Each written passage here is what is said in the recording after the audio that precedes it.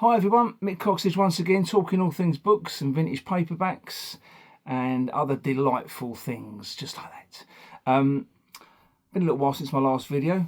Busy. Work and all that gets in the way, but here I am again. And today it's going to be, I'm going to try and talk about a very small collection that I've got. I'm in no way am I a grand master at collecting UK, early UK pulp or mushroom paperbacks as they're called, due to the fact that all these publishing companies sprung up like mushrooms. That's why they're called mushroom publishers, because they came and they went, and that's what they did. So today I'm going to be really concentrating on the author Griff. And if you know who Griff is, he was an ace crime reporter. So we're going to be going through the Griff titles, and then just following that, I'm going to go through, no, I haven't got every title. I've got 8 or 9 titles by Griff. They're very hard to find in really good condition. So mine, they look well loved, and they've been loved, and now they're with me. They're wrapped in cotton wool, and hopefully I can keep them safe until the next person takes over my mantle of looking after them, which is the whole purpose of what I do. I'm not here to just collect books and hold them and not show them. The purpose is to collect them and make sure they're safe, because the more we go through life, the more people don't look after things, because everything's a throwaway society, and I want to make sure these books are looked after. That's all I do. Until the next person comes along and looks after them. More power to them. Anyway.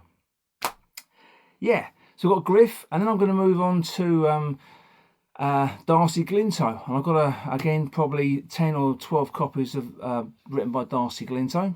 And I'm going to show them as well. So today's really UK pulp paperbacks from the late 40s, early 50s, with some staggering artwork, some wonderful titles. Some of these books were banned at the time because they were deemed to be a little bit near the mark. Our mark today is completely off the scale. These wouldn't even go anywhere near a court or a judge or a magistrate like they did back in the 40s and 50s. And that's why the mushroom companies literally came and went as they re-emerged somewhere else in London or in Birmingham or wherever it might be.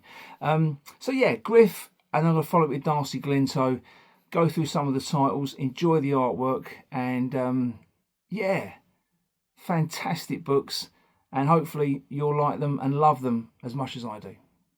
Anyway, let's go. Hello once again, here we are. Griff. Obviously, it's a pseudonym. Ernest McKeague was the author, and he used this Griff detective as his go-to. This was the one that people recognised at newsstands and they loved, and they would go back and wanted to know more about Griff, this US ace crime reporter, as you can see here. This is Rackets Incorporated.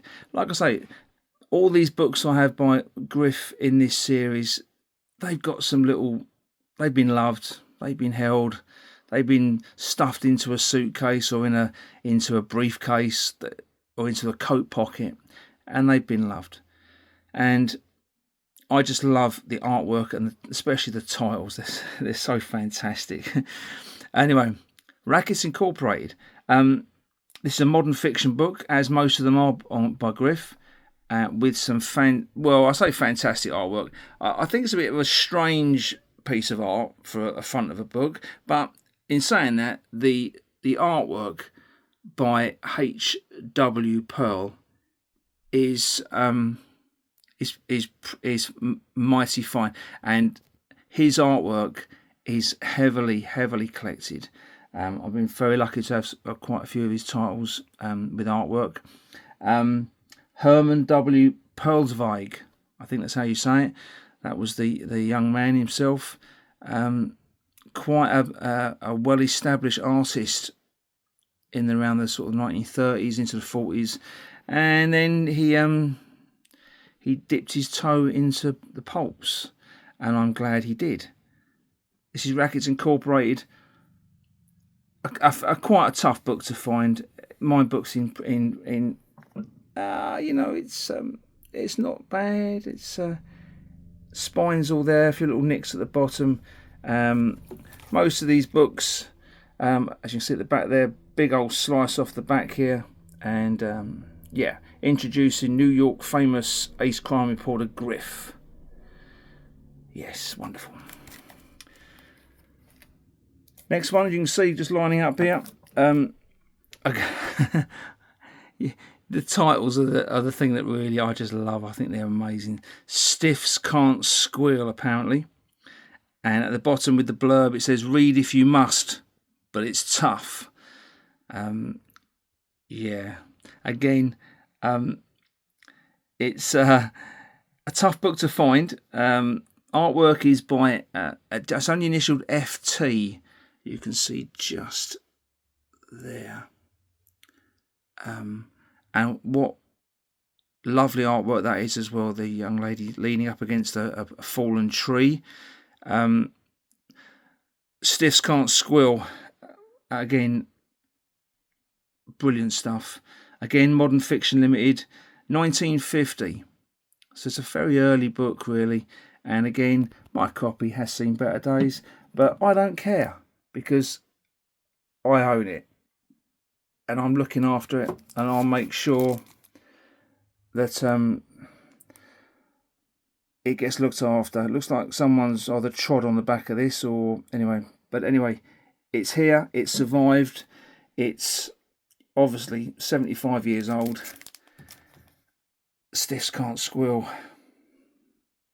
Wow. On to Trading with Bodies. Again, Ernest McKeague is the writer of this particular one, as he was with all the Griff stuff. Again, modern fiction. And I can't really add to what's in front of us at the moment, really. Trading with Bodies is the title, by Griff, ace crime reporter. This is obviously to do with white girl slavery, which was very, very popular at the time, and people wanted to read about these stories. And this is just another version of that by Griff, or Ernest McKeague. Again, 1950, Modern Fiction Limited.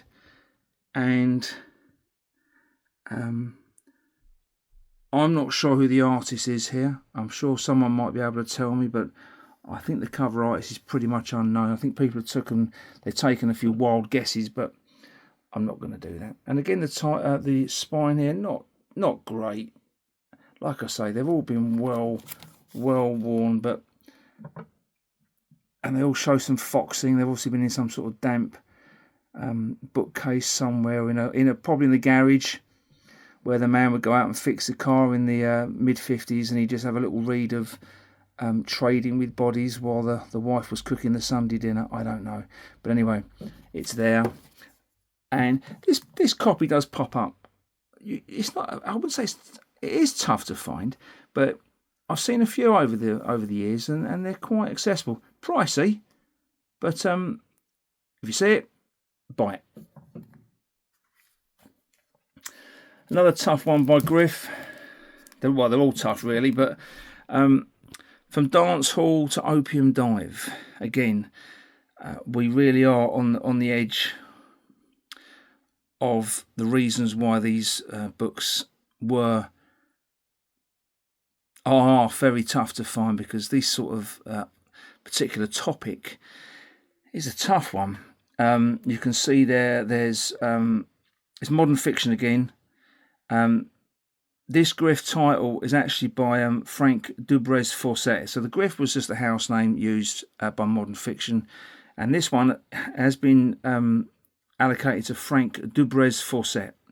So 1950 again. What I can only describe as quite dangerous looking artwork. There's a young lady here injecting this lady with I don't know what. I would imagine it's opium. I don't know. But apart from the little nick on that bottom right hand corner, it's in pretty decent nick. Again, the back cover, it's got a bit of foxing down the bottom there where the one of the staples gone a bit rusty. And there's a whole list of stuff here by Griff. And you can see there's quite a few titles that I don't own, and they're so hard to find. You've got Rex Kleiner, and you've also got Blair Johns as well with some titles. Modern fiction. But if you're looking for artwork that would have got people into trouble, you're looking at it right here. Griff does it again. He certainly does. Very tough book to find.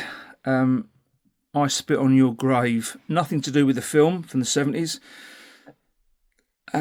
Again, Griff, US crime reporter, and back to one of my favourite artists for all the wrong reasons, Ray Theobald. He can draw a woman's legs, he can draw their body, he can draw the rest of the female form very well. It's just when it comes to the face, it's not, actually this one's not bad, is it really? It's okay.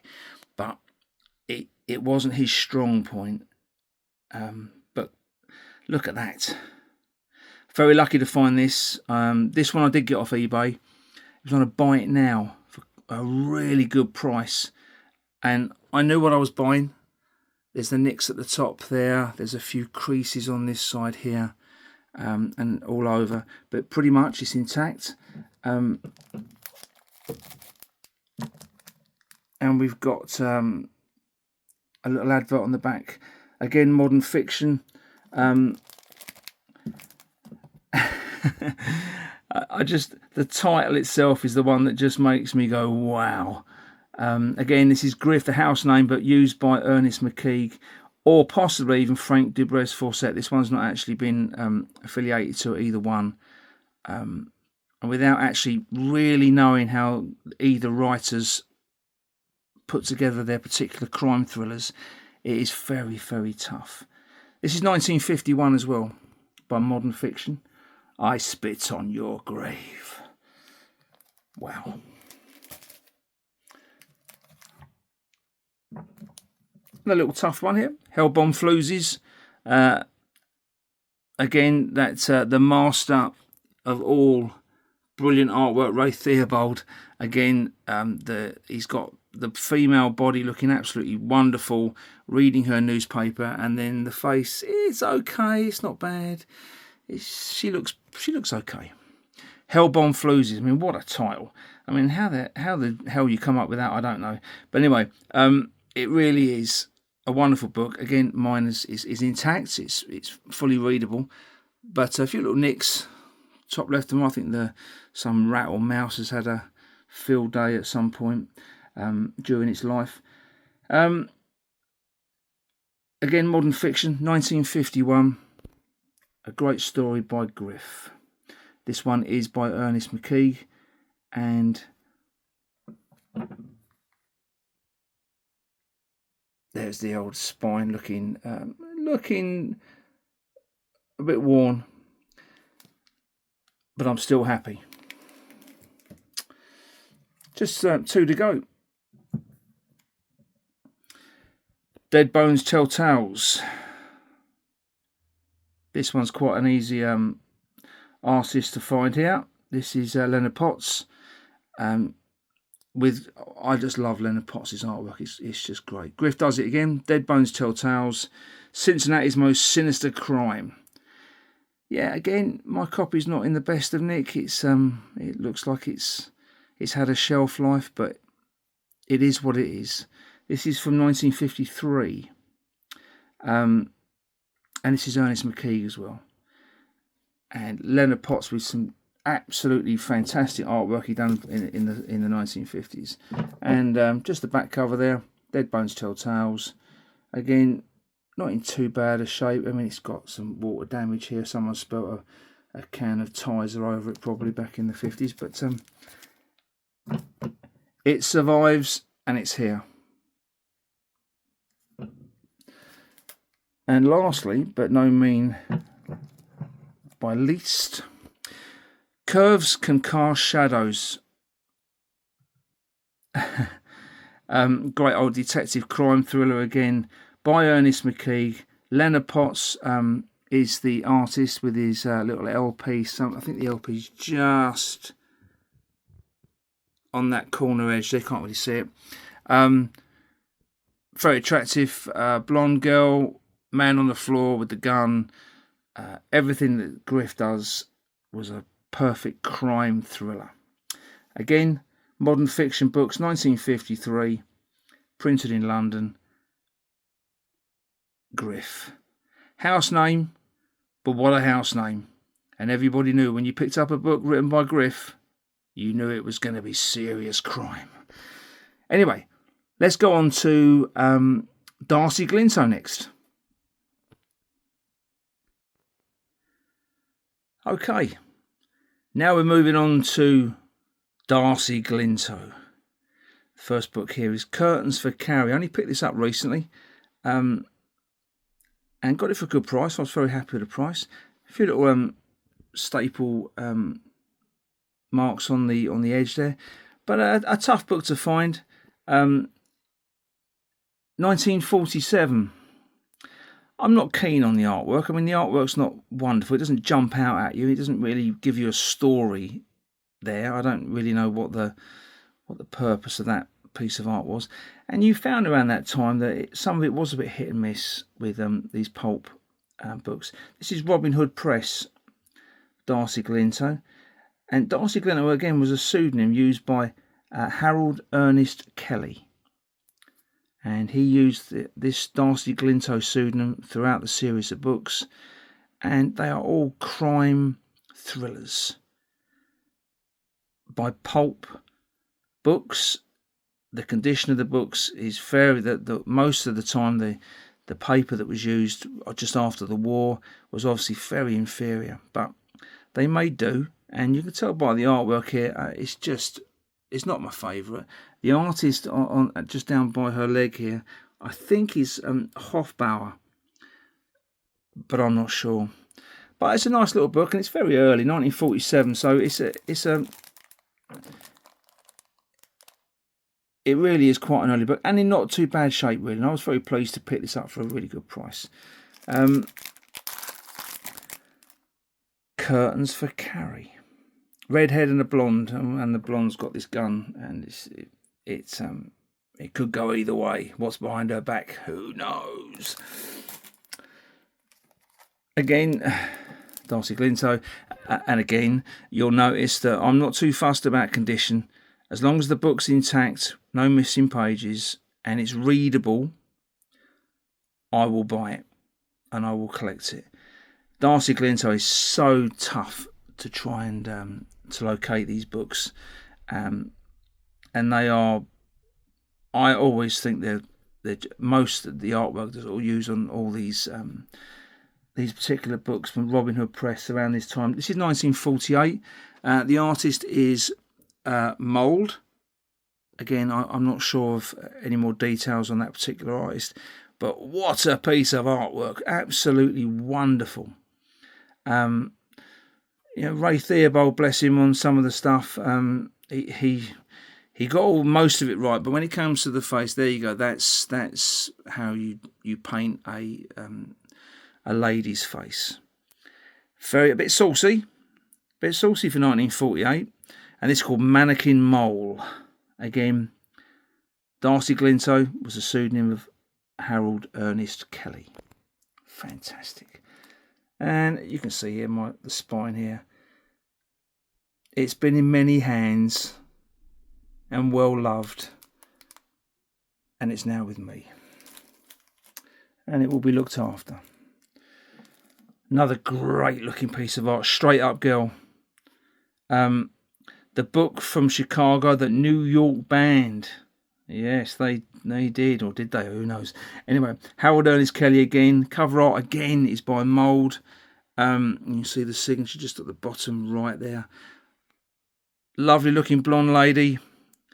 Gentleman with the gun, the gangster. I would imagine he's a gangster. And, well, it doesn't get better than that, really. Lovely. The spine's not bad. Straight Up Girl. Darcy Glinto. So it's a real favourite of mine. These, again, Robin Hood Press. A bit of a chunk missing from the back there, but apart from that, in pretty good shape. I haven't got the first edition of this. I've got the second and third, so I'm still very lucky to have them. No Mortgage on a Coffin. The first edition, I think, was 1940. I think it was 48. I've got the 1949 version here. This is the second edition. Harold Ernest Kelly again. Robin Hood Press, 1949. No Mortgage on a Coffin. And when I saw this and I think most of the books that I got them for a decent price. I think I might have gone a little bit high on this one because I just loved it. I loved it. What a great title as well. No Mortgage on a Coffin. It's free to get a coffin. You don't need a mortgage. Glinto's world famous story of gangsters' evil passion for lovely kidnapped women. And there she is, half derobed. Yeah, my copy's got a few rusty staple marks. And the back covers. Yeah, and the same on the back cover with the staple marks. But a pretty decent book. No Mortgage on a Coffin. And there's my third edition. So this is for 2 and 6. So we're now looking, I think it was 2 years. It's 1950 for this particular version. Same piece of art. It's a third edition. Around the 1950 mark. Yeah, it's been well loved. But hey, it survived and it's here. And I'm very, very privileged to own it. It's an absolute beautiful book. Again, looks like the mice or rats have been gnawing at the bottom. It certainly wasn't me doing that. But a great looking book. This one's got a story to tell. This one actually is in pretty fine condition. Road Floozy by Darcy Glinto. Beautiful artwork. I've been after this for quite a while. And I finally got a copy, and I bought a really nice looking copy, and I paid up. I don't mind paying up if it's in great nick. Just a little bit of staple rust coming through, but my goodness me. Written again, obviously, by Harold Ernest Kelly under his pseudonym of Darcy Glinto. Robin Hood Press, 1950. Road Floozy. This was banned. This book was it was found guilty of publishing obscene books at the Old Bailey the following year in 1951. The book was characterised as coarse and brutal, apparently, and Harold Ernest Kelly was heavily fined £100 in 1942 prices and remanded in custody until payment had been made. So I've read this book, and it is there's no getting away from it. It is a tough one. Hitchhiker, sexual assault, revenge. I'm not joking. For 1950, this particular story, you could see why back in the day, because it was first published in 1941, and he was taken to court in 1942. Excuse me, and was forced to pay £100 by the Old Bailey for writing this book, and then it got republished again. And I'm pretty sure that it's still intact, as in writing the book. The novel itself is the same one, but laws have been slightly relaxed by that time. But for 1941, he was prosecuted. But look at the artwork. Goodness me, it's worth the admission fee alone. Anyway, great book. Glinto reveals grim truths in fiction form. Now, Dames Are Out. Next one by Glinto. I'm not sure the artist is on this one here. I think it's a unknown artwork. Not a bad piece of art. Robin Hood Press again, 1953. Harold Ernest Kelly. And yes, when I saw that, I thought, well, for a Darcy Glinto book, it's quite a tough one to find. A little nick at the top right-hand corner. That horrible crease going from right down to the centre of the bottom. But hey, beggars can't be choosers, as they say. The Realist Book Club, publicised on the back. And then the last two, they're sort of standalone books really. Protection Payoff. You can tell it's obviously a little bit later by just the artwork itself. This one, Protection Payoff, I think this is Alexander Mooring, I do believe. If I look at the back, I'm sure it is Alexander Mooring. Let's have a look. Yes, Alexander Mooring Publishing Company here.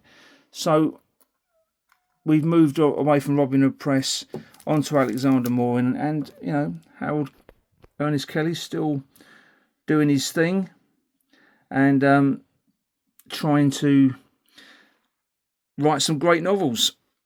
Again, in the theme of crime and gangsters and all the rest. It's absolutely wonderful. So, a lovely, lovely looking book. And last but not least, by Darcy Glinto, License for Lust.